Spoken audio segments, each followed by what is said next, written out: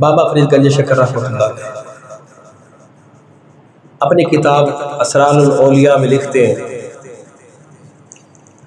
قارون حضرت موسیٰ علیہ السلام کے زمانے میں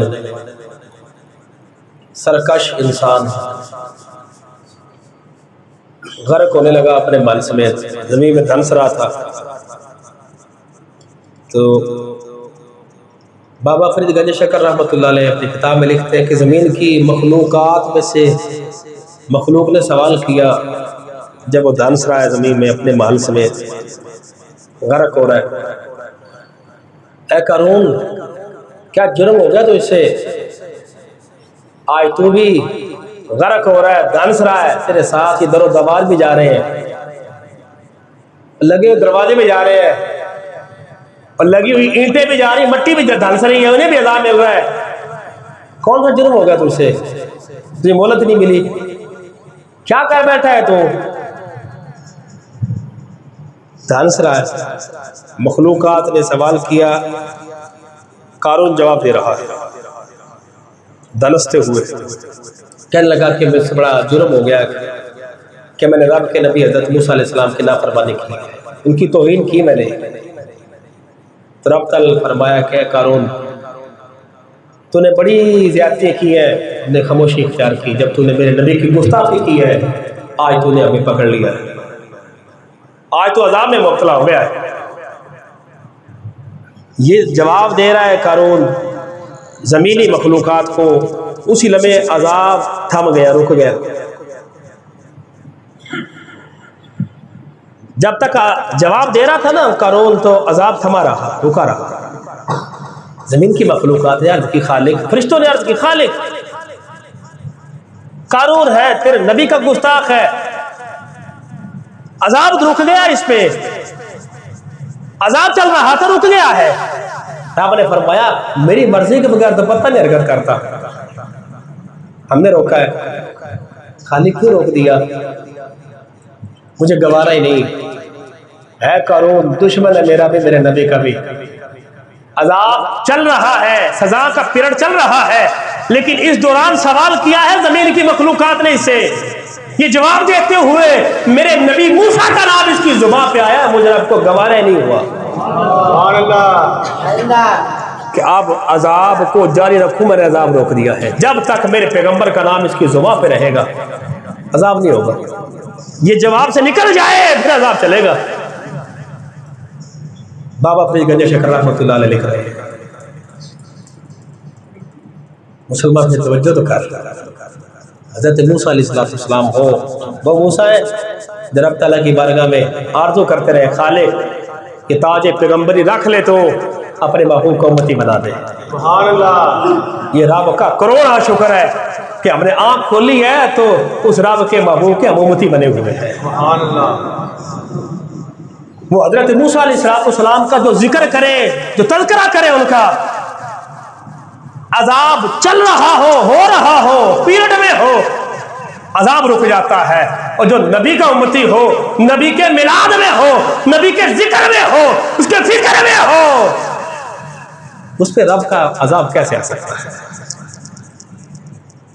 اس بات کو دیکھ اللہ تعالیٰ فرماتا ہے قُلْ بِفَضْلِ اللَّهِ وَبِرَحْمَتِهِ فَبِذَلِكَ فَلْيَفْرَحُوا. جب رب کا فضل اس کی نعمت ملے خوب خوشیاں منائے. وَخَيْرٌ مِّمَّا يَجْمَعُونَ. یہ فضل اور نعمت کے ملنے پر خوشیوں کا اظہار کرنا جو تمہارے پاس جمع ہے اس تمام سے بہتر ہے. یہ امال ہے چاہے وہ مال ہے، وہ سب سے بہتر ہے. مسلمان رب کے محبوب کی ولادت ہوئی، آمد ہوئی، ہم خوشیاں مناتے ہیں. رب تعالیٰ نے بھی خوشیوں کا مسرتوں کا اظہار کیا. تاریخ گواہ ہے اس دن پورے عرب میں اللہ رب العزت نے بیٹے تقسیم کیے. سبحان اللہ. نبی کی ولادت پر یار محبوب کو لے کر خوشیاں منائی جاتی ہے، دے کر تو خوشیاں ہی منائی جاتی ہے. یہ فلسفہ ہے، مزاج ہے ہمارا، عادت ہے ہماری. رب خالق اپنا محبوب دنیا میں بھیج کر، ہم لڈو بانٹتے ہیں، رب بیٹے بانٹ رہا ہے. سبحان اللہ. ہمارا تو مزاج ہے ہم محبوب کو لے کر جشن مناتے ہیں، دے کر جشن نہیں مناتے. مثال شادی ہوتی ہے نا تو بیٹے کی طرف سے جب وہ دلہن گھر میں لے کے آتے ہیں بڑے جشن ہوتے ہیں.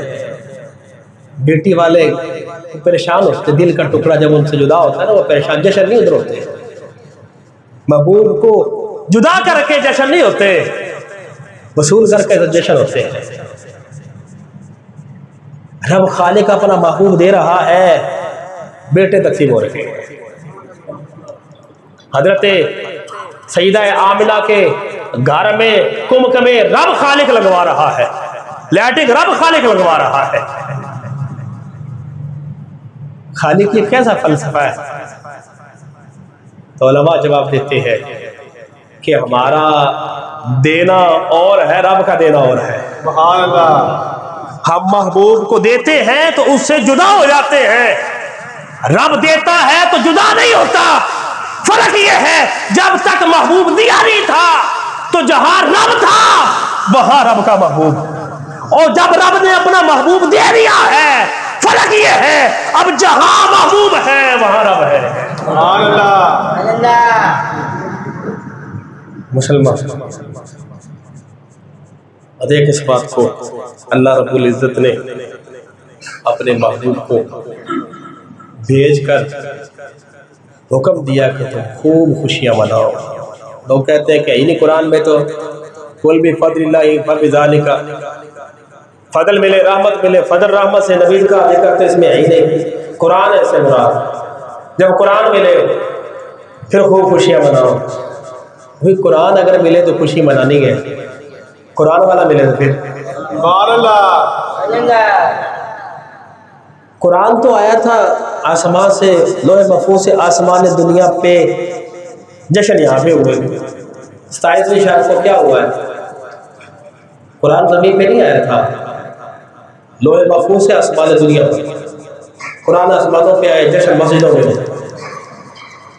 12 ربیع الاول قرآن کے محبوب توڑ مدینے آئے، مکے آئے، زمین پہ آئے. ولادت زمین پہ ہوئی ہے، مسجد گران پڑی ہوئی نہیں ہو سکتی. قرآن پہ اگر ہے جشن تو شاید قرآن میں بھی جشن ہے. اللہ رب العزت عمل کی توفیق دے. وما علیہ الا البلاغ.